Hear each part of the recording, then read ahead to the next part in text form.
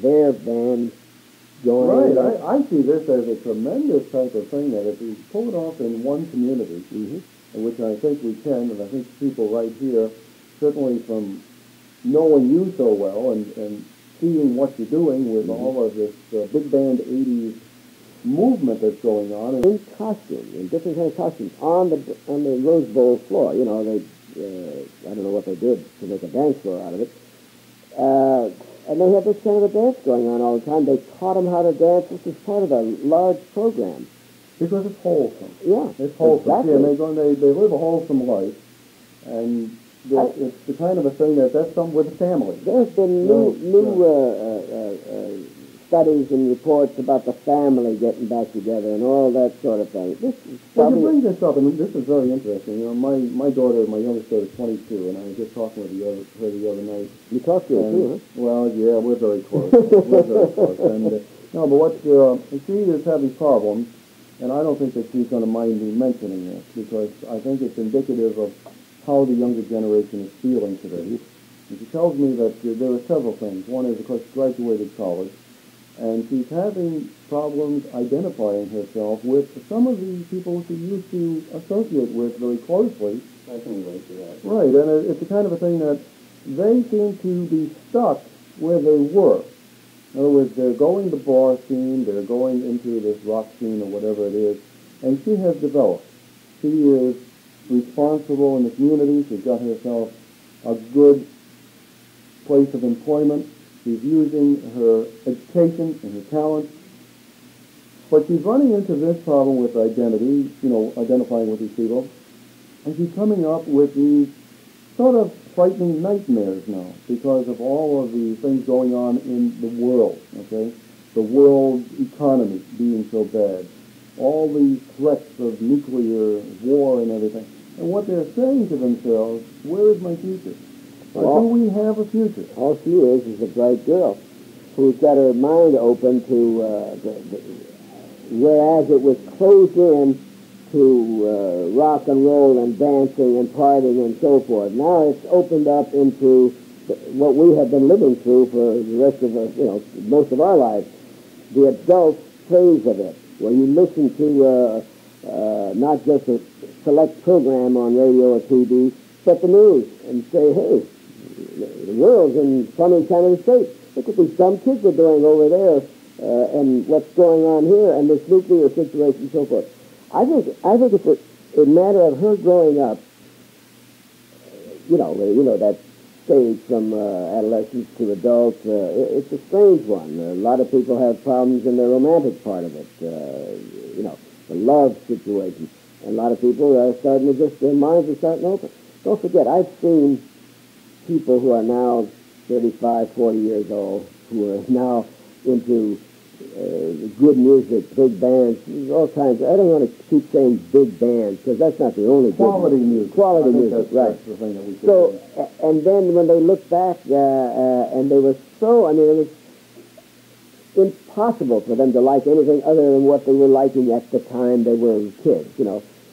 But it's such a delight to me, because you know that you just know that they're going to grow out of it into a realistic kind of a the world. thing is, and I don't want to interrupt you, but the thing is that I was bringing up with my daughter, okay, it's the kind of a thing that she is developing, okay, not only in her awareness as a woman in society and all of this, her taste, as you say, in music is also becoming more sophisticated, right? Okay.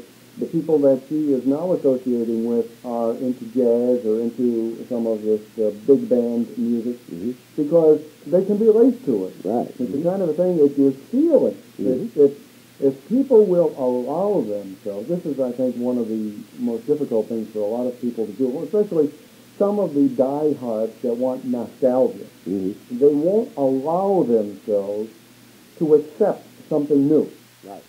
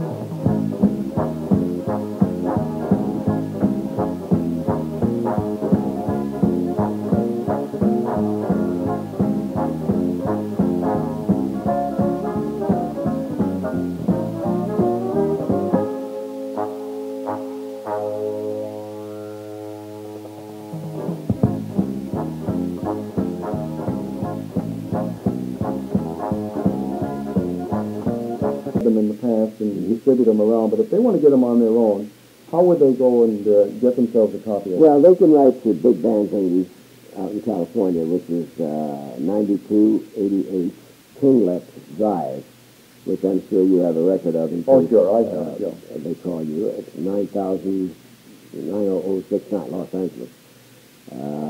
And send $1 to help with the cost. The catalog itself, printed in thousands, costs over $1 to print.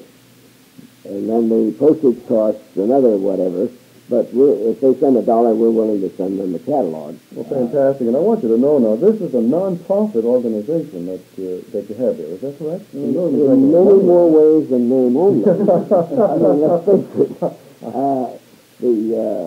The idea is that it's not an organization to make money. It's an organization to create money for the band leaders, create success for the bands and band leaders and so forth. But there is no reason to even think that it has a chance to make a profit. Matter of fact, I must have over $50,000 of my own money lent to the organization in order to buy the inventory that I can't sit around and wait for an order and then start ordering from the various companies. I have to have a lot of that stuff in stock. So, and we had to pay for the catalogs. Once they print them, they want to get paid. So all this has to be paid for. So somebody had to lay out some money. Now, eventually, I'm sure we'll get caught up and get the thing off the ground, and we may even get some money ahead. part of the thing, we tried to raise some money to be able to send those dance band arrangements that I was talking to you about free to all the schools. Well, that costs money to do. When you talk about 10,000 bands and 10,000 groups of arrangements, the paper alone. All right, let's say a school wants to get a hold of some of these arrangements. What kind of a charge would there be if you couldn't send them out free? Well, let's just assume, in other words, let's say some of the schools are going to pick us up on this kind of activity that we're talking about. Well, there are stage bands arrangements available in stores. I mean, they're In the Mood and some of those things, and a lot of jazz things. But the more demand there becomes for dance arrangements, the more the publishers will put those arrangements out. And I think they're charging around $15 or $20 for them if they print them in big quantities. We sell some of the stuff that we publish, our own arrangements. We charge $35 because they're quality arrangements. They're full orchestra. They're on the regular manuscript paper, etc. Whereas the others would be on the thin printed paper. Right. But the point is that the music they would have them, and they could get almost whatever they wanted to get.